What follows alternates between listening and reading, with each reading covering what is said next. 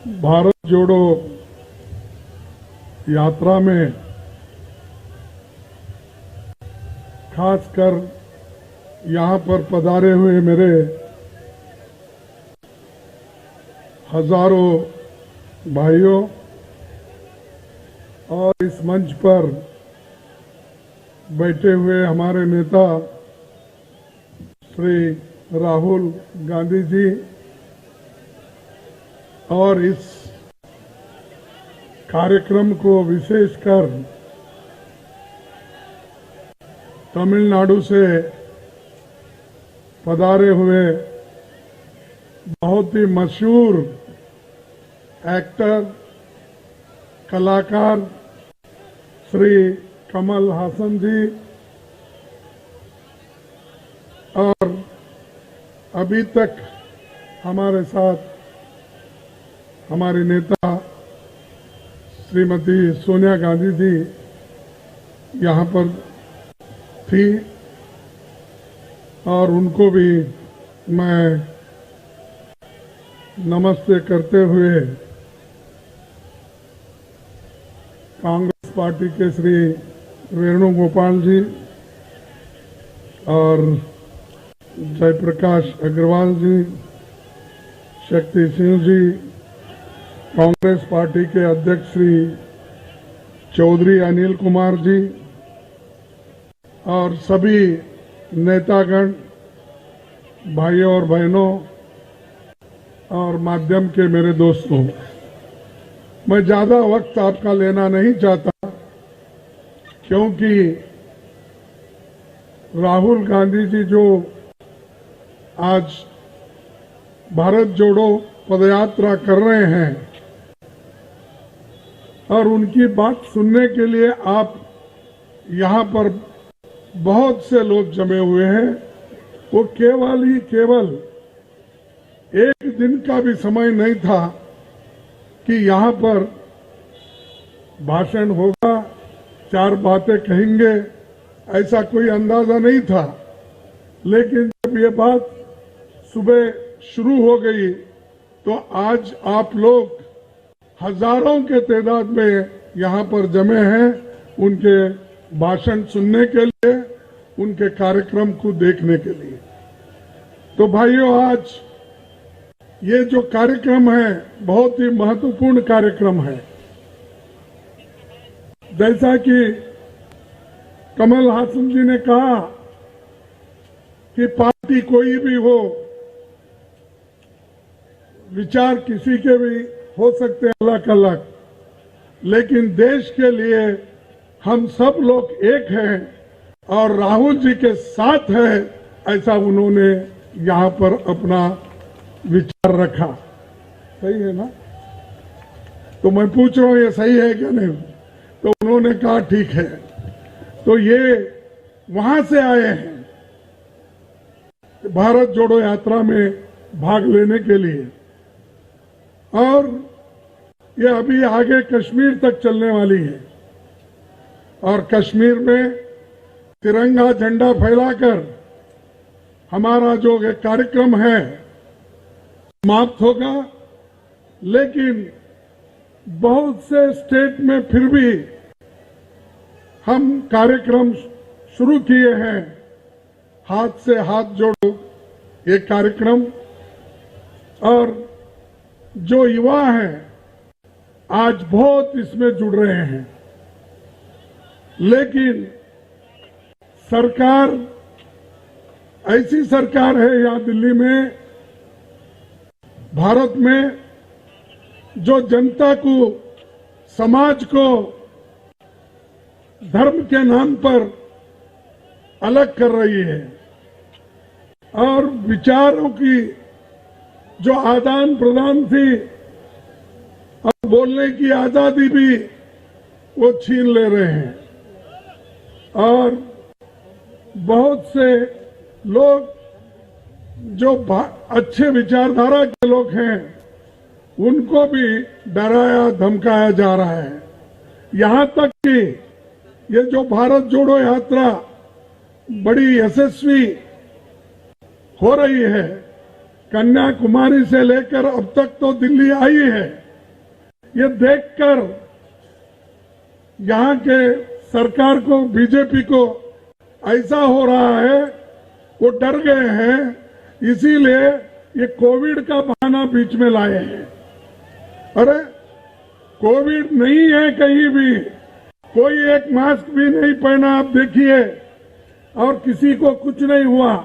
लेकिन अचानक हमारे प्रधानमंत्री अपने हेल्थ मिनिस्टर को कहकर ये कहा कि देश में कोविड बढ़ रहा है, इसका जरा प्रचार करो।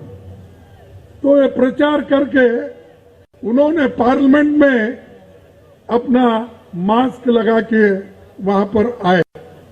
लेकिन मैं उनको कहीं शादी में देखा, कहीं जाते, वहां पर वो मास्क नहीं लगाए थे, उनका मास्क नहीं था। अरे आप खुद मास्क बाहर नहीं पहनते हो, पार्लियामेंट में आकर ऐसा मास्क पहन के आते हो। यह सिर्फ डराने के लिए, आप में डर पैदा करने के लिए, लोगों में डर पैदा करके इस यात्रा को तोड़ने की कोशिश कर रहे हैं। लेकिन हम डरने वाले नहीं हैं, हम आगे बढ़ते रहेंगे। और राहुल जी ऐसी कई चीजें देखे हैं अपने जीवन में, और ये भी उनको, अगर कोई भी कितनी भी मुश्किल हमारे सामने आएंगे, हम आगे बढ़ते रहेंगे। लेकिन ये जो भारत जोड़ो यात्रा है, किसी पॉलिटिकल गेन के लिए नहीं है, ये इसलिए है कि देश में महंगाई है, महंगाई के खिलाफ आज ये आवाज उठा रहे हैं। अनएम्प्लॉयमेंट है, उसके खिलाफ वो आवाज उठा रहे हैं। आज चीन हमारे ऊपर हमला कर रहा है, उसके खिलाफ वो आवाज उठा रहे हैं। हमने भी बड़ी कोशिश की पार्लियामेंट में अनएम्प्लॉयमेंट इश्यू पे बोलने का, इन्फ्लेशन पे, महंगाई पे बोलने का, बॉर्डर पे जो चल रहा है आज, चाइना घुसपैठ कर रही है, उसके ऊपर बोलने का। लेकिन ये सरकार बोलने नहीं देती और हमारी बात नहीं सुनती, और चर्चा के लिए भी तैयार नहीं, चर्चा से भाग रहे हैं। अगर आप में हिम्मत है तो पार्लियामेंट में चर्चा करो, लोगों को मालूम होने दो कि आप किस मंशा से, किस नीयत से आपको चर्चा छुपाना चाहते। जब पंडित जवाहरलाल नेहरू जी के जमाने में ये बात आई थी चाइना का हमले का, उस वक्त पंडित जवाहरलाल नेहरू जी पार्लियामेंट में चर्चा के लिए तैयार हो गए। 165 एमपीज उस चर्चा में हिस्सा लिए। 1965 में भी चर्चा हुई, उस वक्त विदेश नीति पर, उस वक्त भी 3 दिन चर्चा चला। इस ढंग से कांग्रेस पार्टी जब भी हुकूमत में होती है, उस वक्त कोई चीज छुपाती नहीं, सभी लोगों को बताती है, जनता को बताती है। लेकिन मैं पूछना चाहता हूं, मोदी जी आप क्यों छुपा रहे हो? आप क्यों पीछे हट रहे हो और चर्चा से क्यों भाग रहे हो? हम ये पूछना चाहते हैं। तो इसलिए दोस्तों, ये भारत जोड़ो यात्रा जो राहुल जी की आइडिया है, राहुल जी ने ये निकाला और उसको अनुष्ठान में लाया।